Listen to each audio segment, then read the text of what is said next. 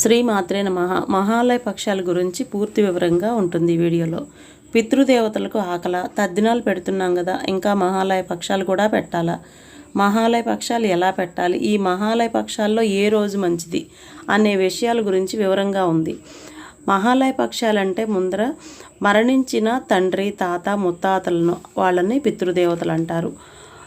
ఈ పితృదేవతలను తలుచుకొని పుత్రులు నిర్వహించే శ్రాద్ధ, తర్పణ, పిండ ప్రధానాది పితృయజ్ఞ విధులన్నీ జరుపుకోవడానికి నిర్దేశించబడిన రోజుల్ని మనము మహాలయ పక్షాలు అంటారు. అంటే అని వివరంగా అడిగారనుకోండి, స్కూల్లో జాయిన్ అవ్వాలంటే అడ్మిషన్ ఎప్పుడు జూన్లో ఉంటుంది. జూన్ 1 నుంచి 15 వరకు, జూన్ 20 నుంచి 20 వరకు ఇలా ఒక డేట్ ఉంటుంది. కాలేజీకైనా స్కూల్కైనా గింజలు ధాన్యం నాటాలంటే నవంబర్లోనా ఫిబ్రవరిలోనా ఆ రకానికి సంబంధించిన విధంగా కాలం నిర్దేశించబడుతుంది. అలాగే పితృ రుణం తీర్చుకోవడానికి నిర్దేశించబడిన కాలాన్ని మహాలయ పక్షాలు అంటారు. ఇది మనం పితృదేవతలకు భక్తిగా ఆహారాన్ని అందించి వారి ఆకలి తీర్చటమే ఈ మహాలయ పక్షాల యొక్క ముఖ్య ఉద్దేశము. రేపు అక్టోబర్ 2వ తారీఖున మనకి మహాలయ అమావాస్య. ఈ అమావాస్య రోజు పితృపక్షంలో చివరి రోజు కావడంతో ఏ రోజైనా చేసుకోవడం వీలు కాకపోయినా రేపు ఒక్కరోజు అందరూ అన్ని రకాల వారి చేసుకోవడానికి వీలవుతుంది. మనకి ఈరోజు ఆ రోజని లేకుండా ఎవరైనా ఎవరి కోసమైనా గుర్తు వచ్చిన వాళ్ళకి, తల్లిదండ్రుల కోసం పెట్టుకునే వాళ్ళు, ఎవరికైనా సరే ఇష్టమైన వాళ్ళకి, గురువులకి, తెలిసిన వాళ్ళకి, ఇష్టమైన వాళ్ళకి, ఎవరికైనా సరే పెట్టుకోవడానికి చాలా మంచిది. అంటే మన కృతజ్ఞత తెలుపుకోవడానికి మంచి రోజు అనేది ఈ రేపటి రోజు. పితృదేవతలకు ఆకల అని అంటారు. ఆకలి అనేది మనకి మరణించిన మన పితృలు మోక్షం కలగాలంటే కర్మ పరిపక్వం కావాలి కదా. అలా జరగాలంటే పితృదేవతలు దేహధారణ చేసి ఇప్పుడు మళ్ళా జన్మించాలి. అలా రావాలంటే వారికి మనం అన్నాన్ని అందించాలి. అది రక్తం పంచుకు పుట్టిన పుత్రులే అందించాలని శాస్త్రంలో ఉంది. అప్పుడు వారికి పితృ రుణం తీరుతుంది. రుణం తీరటం అంటే మోక్షం. ఎవరికైనా అంతే. ఆ మోక్షం తీరినప్పుడే వారు మళ్ళా జన్మ ఎత్తడానికి సిద్ధంగా ఉండి ఇంకొక జన్మ ఎత్తడానికి వీలవుతుంది. తద్దినాలు పెడుతున్నాం కదా, మహాలయ పక్షాలు కూడా పెట్టాలా అని అడుగుతారు అనే సందేహం కలగవచ్చు. మరణించిన తండ్రి తిదినాడు పుత్రుడు తద్దినం పెట్టడం హిందూ సాంప్రదాయంలో ఎప్పటి నుంచో వస్తున్న ఆచారం. పితృతిథినాడు పుత్రుడు తన తండ్రి, తాత, ముత్తాతలను తలుచుకొని యజ్ఞాన్ని నిర్వహిస్తాడు. పుత్రులు లేని వారి సంగతి ఏంటి, వారి గతి సంగతి అని శాస్త్రం ఏం చెబుతుందంటే, మన కుటుంబాల్లో ఏ కారణం చేతనో పెళ్లి కాని సోదరులు మరణించిన వారు ఉండొచ్చు, లేదా పెళ్ళైన సంతానం కలగని దంపతులు మరణించి ఉండవచ్చు, లేదా ప్రమాదాల్లో చిన్నపిల్లలు, యజ్ఞాల్లో ఏదో యుద్ధాలలో, శిక్షల ద్వారా ఎన్నో రకాలుగా మరణించి ఉండవచ్చు. అటువంటి వారందరికీ కూడా తిలోదకాలు ఇచ్చి వారిని ఊర్ధ్వలోకాలకు పంపటం కోసం ఈ మహాలయ పక్షాలు నిర్దేశించబడినాయి. ఎవరైనా చేయడానికి, ఎటువంటి వారైనా చేయడానికి ఈ 15 రోజులు కుదరకపోతే అమావాస్య రోజు అందరికీ పనికొస్తుంది అని ఈ 15 రోజులు నిర్దేశించబడినాయి. పితృతిథి నాడు 3 తరాల వారికి తండ్రి, తాత, ముత్తాత మాత్రమే తిలోదకాలతో పిండ ప్రదానం ఇవ్వబడుతుంది. అంటే మనకి పంచమి తిథి ఉంది, లేదు అంటే షష్ఠీ తిథి రోజు పోయారనుకోండి ఎవరైనా, ఆ తిథి రోజు చేస్తే వాళ్ళ ముగ్గురికే. కానీ ఈ మహాలయ పక్షాలు 15 రోజుల్లో వంశంలో మరణించిన వారందరికీ మాత్రమే కాక పుత్రులు లేని గురువులకు, స్నేహితులకు, తర్వాత తెలిసిన వారికి, మనం ఇష్టపడే వారిని, గౌరవించే వారిని అందరికీ పిండ ప్రదానం ఇచ్చే అర్హత అనేది ఈ 15 రోజుల్లో ఉంది. దీనినే సర్వకారుణ్య తర్పణం అని అంటారు. సర్వకారుణ్య తర్పణ విధి అని కూడా అంటారు. ఏ కారణం చేతనైనా తద్దినం పెట్టలేని పరిస్థితి ఏర్పడి పెట్టకపోతే ఆ పెట్టని దోషం అంటుతుందని ఒక అనుమానం లాగా ఉంటుంది కదా. అలాంటి వారందరూ కూడా ఈ మహాలయ పక్షాలు పెట్టడం వలన మొత్తం పోతుంది. పితృయజ్ఞం చేసిన వారసులకు సకల ఐశ్వర్యాలు కలగాలని, పిల్లా పాపలతో ఆనందంగా ఉండాలని ఈ పితృదేవతలు దీవిస్తారంట. మహాలయ పక్షాలు ఎలా పెట్టాలి అనే వాళ్ళ కోసం సాధారణంగా తండ్రి చనిపోయిన తిథి నాడు మహాలయం పెట్టడం ఉత్తమం. ఏ కారణం చేతనైనా అలా పెట్టడం వీలు కాని వారు మహాలయ అమావాస్య నాడు పెట్టడం చాలా అవసరం. దీనినే సర్వపితృ అమావాస్య అని కూడా అంటారు. ఈ రోజునే మరణించిన బంధువులందరికీ వారి వారి తిథులతో సంబంధం లేకుండా మహాలయం పెట్టాలి. ఇప్పుడు ఎవరికైనా తెలిసిన వారందరికీ కూడా పెట్టడం మంచిది. వాళ్ళ ఆశీర్వచనం లభిస్తుంది తప్పనిసరిగా. క్రింది సంవత్సరం చనిపోయిన వారు ఉన్నారనుకోండి, వారికి భరణి పంచమి తిథుల్లో అనగా మహాలయ పక్షాల్లో 4 లేదా 5 రోజుల్లో పెట్టేసినా సరిపోతుంది. భార్య మరణించిన వాళ్ళు ఉన్నారనుకోండి, నవమి నాడు 9వ రోజు మహాలయ రోజు పెట్టుకోవాలి.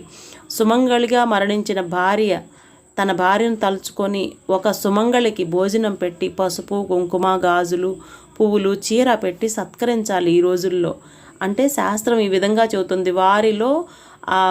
వారి పేరు తలుచుకొని వీళ్ళకి ఇవ్వమని చెబుతుంది. చిన్నపిల్లలు చనిపోతే వారికి 12వ రోజున మహాలయం పెట్టాలి.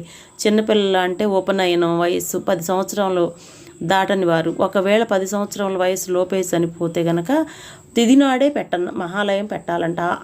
ఆ రోజే పెట్టాలి. ఇక ప్రమాదాల్లో ఇంకా కొందరు కొంచెం అటెంప్ట్ చేసుకున్న వారు ఉంటారు కదా, వాటికి ఘట చతుర్థి నాడు అనగా అమావాస్య ముంద రోజున ఈ రోజు పెట్టేసేయాలి. మహాలయ పక్షం ఏ తిథి రోజు శార్దం పెడితే ఏమి లభిస్తుంది అనే ప్రశ్న గురించి చెప్తాను. భాద్రపద మాసంలో కృష్ణపక్షం పితృదేవతలకు అత్యంత ఇష్టమైన కాలం. మహాలయ పక్షం. ఈ పక్షంలో పితృలు అన్నాన్ని ప్రతిరోజు జలముని కోరుతారంట. తండ్రి చనిపోయిన తిథి రోజున మహాలయ పక్షంలో పితృతర్పణములు యథావిధిగా శ్రాద్ధ విధులు నిర్వహిస్తే పితృదేవతలంతా సంవత్సరం అంతా తృప్తి చెందుతారంట. తమ తమ వంశాభివృద్ధి జరుగును. వారు ఉత్తమ గతిని పొందుతారు. ఈ విషయాలన్నీ నిర్ణయ సింధువు నిర్ణయ దీపిక గ్రంథములు చెప్పబడినాయి. భాద్రపద మాసంలో శుక్లపక్షం దేవపదము, కృష్ణపక్షం పితృపదము అనే మహాలయ పక్షాన్ని. మహాలయం అంటే మహన్ ఆలయం అంటే అనగా పితృదేవతలకు అది గొప్ప ఆలయము. పితృదేవతల యందు మనస్సు లేనమగుట, పుత్రులిచ్చి తర్పణాదులు పితృదేవతలకు తర్పణాదులను పితృదేవతలకు తృప్తిని పొందుటకు అని అర్థము అంట. ఇది పుత్రులు ఇవ్వటం వల్ల తృప్తిని పొందుతారంట, అది అర్థం మహాలయాన్ పక్షం. అమావాస్య అంతరార్థం. అమా అంటే దానితో పాటు, వాస్య అంటే వహించటము. చంద్రుడు సూర్యుడిలో చేరి సూర్యుడిలో పాటు వసించే రోజు కాబట్టి అమావాస్య అన్నారు. భాద్రపద అమావాస్య రోజున పితృదేవతలు పుత్రులు సమర్పించే తర్పణాల కోసం ఎదురు చూస్తూ ఉంటారని ధర్మగ్రంథాలు చాలా చెబుతున్నాయి. మహాలయ పక్ష ప్రారంభం నుండి పితృపక్షం మొదలయ్యే రోజు ఇక్కడ నుండి వరుసగా 15 రోజులు మనకి పితృదేవతల పూజలకు నిర్దేశించబడినవి.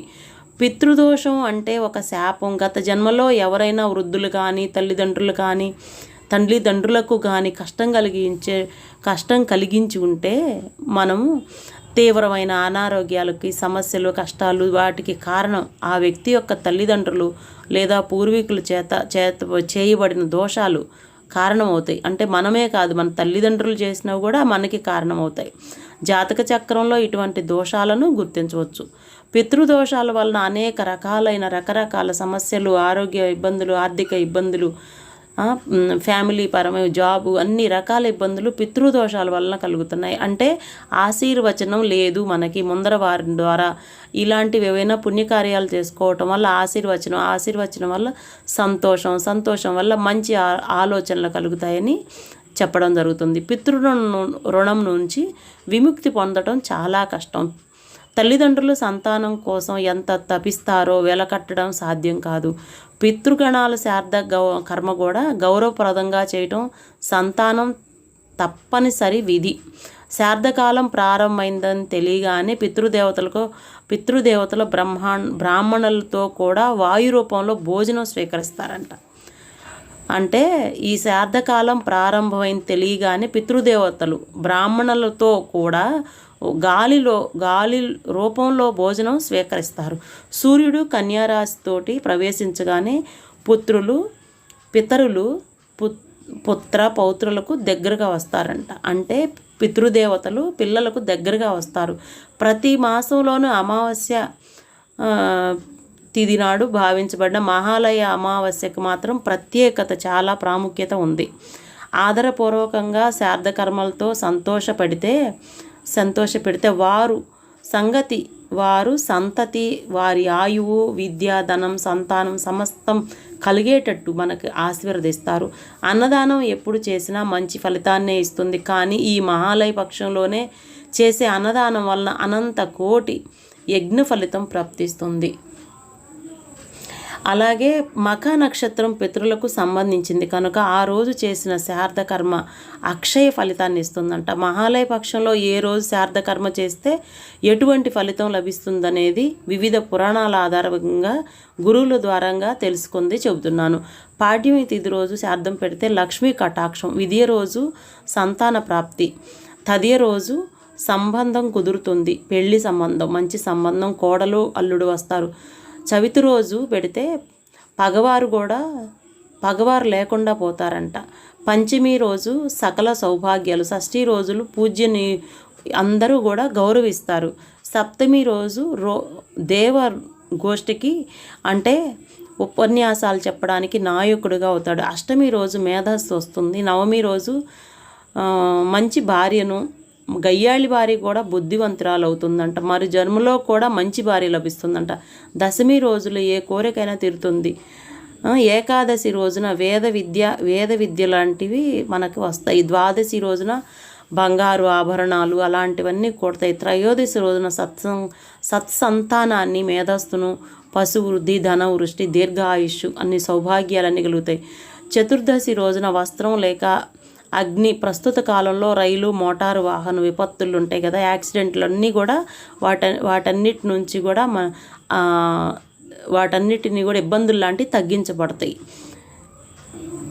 అప్పుడే వారికి సంతృప్తి కలుగుతుంది. విపత్తు వల్ల వీటిని మరణం సంభవించిన వాళ్ళకు వాటికి ఎక్కువగా అంటే చతుర్దశి రోజున యాక్సిడెంట్లతో పోయిన వారికి చతుర్దశి రోజున పెట్టాలి.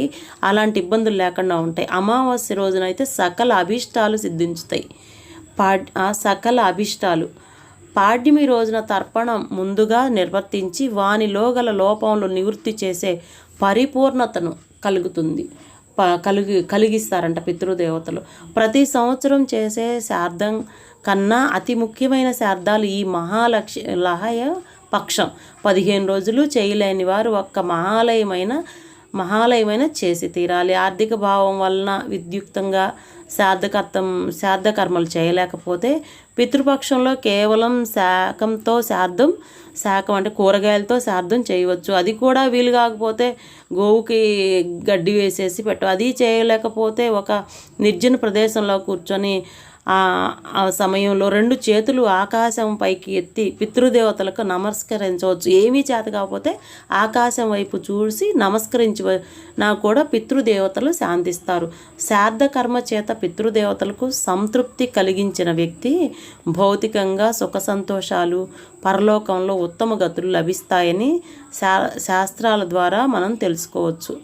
సర్వే జన సుఖినో భవంతి, లోకా సమస్త సుఖినో భవంతు. Thank you all. ఇవే కాకుండా మనము ఇలాంటి వస్తువులన్నీ ఈ పితృ రుణం తీర్చుకోవాలంటే బ్రాహ్మణుడికి ఇలాగా పప్పు, ఉప్పు, ధాన్యము, పాలు, పెరుగు, నెయ్యి, వస్త్రము, దక్షిణ, ముఖ్యంగా వీటిల్లో కంద, గోరు చిక్కుడుకాయలు, చామదుంపలు, అరటికాయ తప్పనిసరిగా ఉండే విధంగా చూసుకోవాలి. తప్పనిసరిగా అంటే వీటిని ఏమంటారు, ఇవి ఇవ్వడం వల్ల చాలా ఉపయోగం ఉంది. పప్పు, ఉప్పుతో పాటు ఇలాంటి కొన్ని ముఖ్యమైన వస్తువులు ఇవ్వడం చాలా మంచిది. వీటిని అన్నీ కలిపేసి పంతులు గారికి దక్షిణ రూపంలో వారికి సమర్పిస్తే ఆయన మీ పితృదేవతల పేర్లు చదువుకోండి, మనసులో తలుచుకోండి అంటారు. అన్న తర్వాత ఆయన వాళ్ళని విష్ణు లోక ప్రాప్తిరస్తు అని 3 సార్లు అంటారు. అది చాలు. ఆయన ఇవన్నీ తీసుకెళ్ళి సంతోషంగా భోజనం చేయటం అనేది వారికి చేరిందని మనం భావించాలి.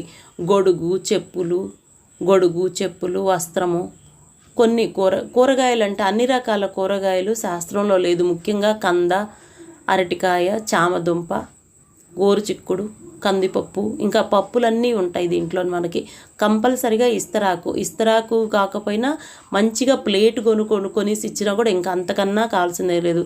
ప్లేట్ కూడా ఇవ్వచ్చు, గ్లాసు కూడా ఇవ్వచ్చు. గ్లాస్ నిండా నీరు నింపేసి ఇవ్వడం కూడా మంచిది. ఏదైనా ఇవ్వచ్చు, ఎవరికైనా ఇవ్వచ్చు.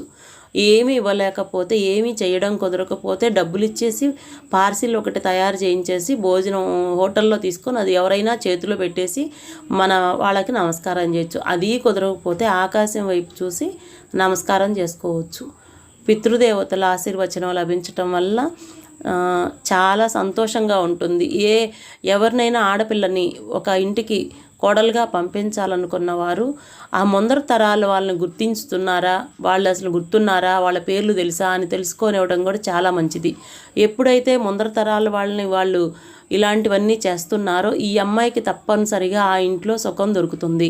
లేదు అంటే ఎప్పుడు పాంకోవటం అనే లైఫ్ ఉంటుంది. ఎందుకంటే ముందర తరాల వాళ్ళని ఆ ఇంట్లో గుర్తించి వాళ్ళని సేవిస్తున్నారని అంటేనే మంచి బ్లెస్సింగ్ ఉన్న ఫ్యామిలీ అని గుర్తించాలి. అదే అన్నిటికీ కారణం అవుతుంది. Thank you.